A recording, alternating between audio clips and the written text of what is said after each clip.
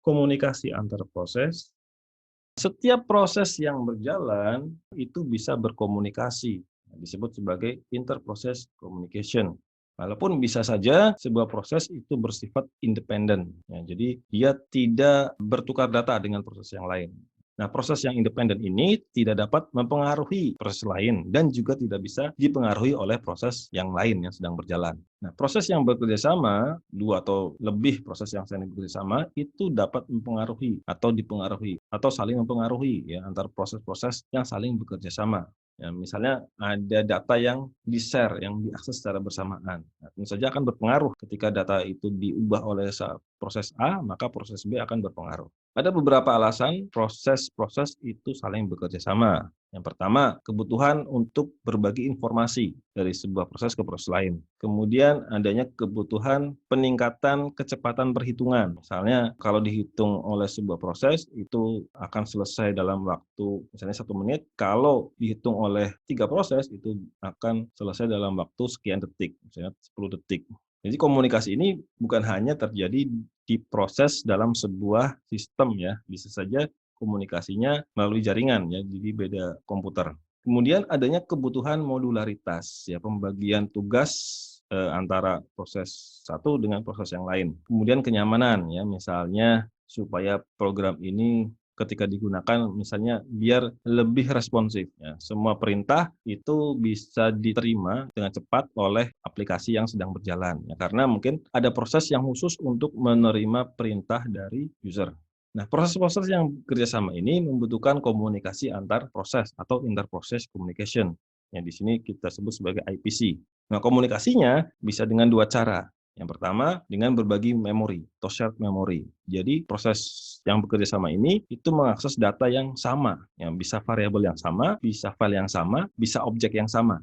Atau dengan cara melewatkan pesan atau mengirimkan pesan, ya, proses A mengirimkan pesan ke proses B dan sebaliknya. Ini adalah model komunikasi ya. Untuk yang A ini adalah pengiriman pesan, jadi proses A mengirim pesan ke proses B. Pesan ini bisa dalam bentuk data yang dikirim melalui memori, ya bisa saja melalui jaringan.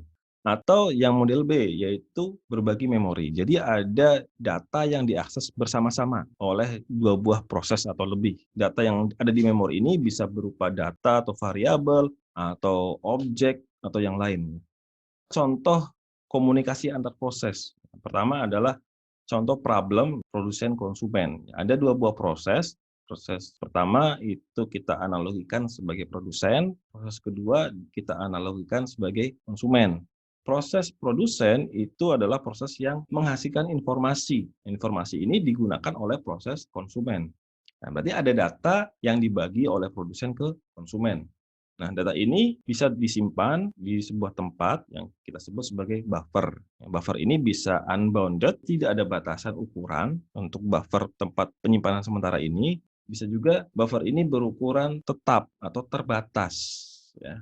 Jadi datanya yang disimpan di buffer itu ada batas ukurannya. Jadi kalau sudah sampai hampir melewati batas itu harus diganti atau dihapus. Nah, metode yang pertama yang digunakan untuk komunikasi antar proses tadi ini adalah berbagi memori, yaitu ada sebuah area di memori untuk berbagi antara proses-proses yang saling berkomunikasi. Jadi komunikasinya tetap ada di bawah kendali proses, bukan ada di dalam sistem operasi. Nah, isu utama dari komunikasi menggunakan shared memory atau berbagi memori adalah penyediaan mekanisme yang memungkinkan proses user untuk menyinkronkan tindakannya ketika proses-proses tersebut sedang mengakses memori secara bersama-sama. Jadi ada data yang diakses bersama-sama, bagaimana menyinkronkan tindakan dari proses A dengan proses B. Karena bisa saja ketika proses A membaca data yang dibagi, ya, sesaat kemudian proses yang lain mengubahnya dan proses A belum menyadari. Ini akan dibahas di bab sinkronisasi secara detail yang ada di buku di chapter 5 ya. Kalau penasaran kalian bisa lihat terlebih dahulu. Cara komunikasi yang kedua itu adalah dengan melakukan pengiriman pesan. Nah, ini adalah model komunikasi yang menyinkronkan aksinya. Jadi di sini proses tidak menggunakan variabel yang sama ya antara proses A dan proses B karena data atau informasi yang dibagi itu sifatnya harus aktif ya, harus aktif oleh proses data yang dibagi. Jadi sebuah proses kalau akan berbagi informasi atau data itu harus aktif mengirimkan ke proses yang lain.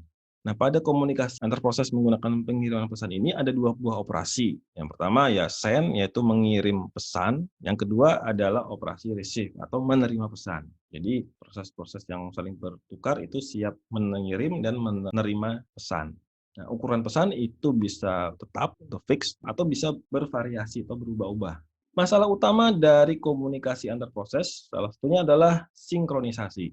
Nah, pada pengiriman pesan ini prosesnya bisa dilakukan secara blocking atau non-blocking. Ya, kalau blocking ini dianggap sebagai sinkronus, yaitu pengiriman akan diblok sampai pesan diterima. Nah, ini blocking send atau menggunakan blocking receive. Penerima akan diblok sampai pesan tersedia. Jadi sebuah proses itu tidak akan mengirim informasi sampai ada pesan yang diterima. Itu blocking send ya. Kalau blocking receive itu sebuah proses tidak akan menerima data atau diblok penerimaannya sampai ada pesan yang sudah siap atau pesannya tersedia. Ini yang sinkronus. Kalau yang non-blocking ya berarti ini dianggap sebagai asinkronus. Yaitu ketika mengirim ya proses tersebut akan mengirim pesan ya, kapan saja, kemudian diteruskan ke proses yang lain. Kemudian penerimaan informasinya, proses tersebut juga akan terus-menerus siap menerima data. Ya, jadi dia akan menerima data berulang-ulang. Nah, bisa saja data yang didapatkan itu valid, bisa juga kosong, ya, karena dia terus-menerus mencoba menangkap data atau menangkap informasi dari proses lain.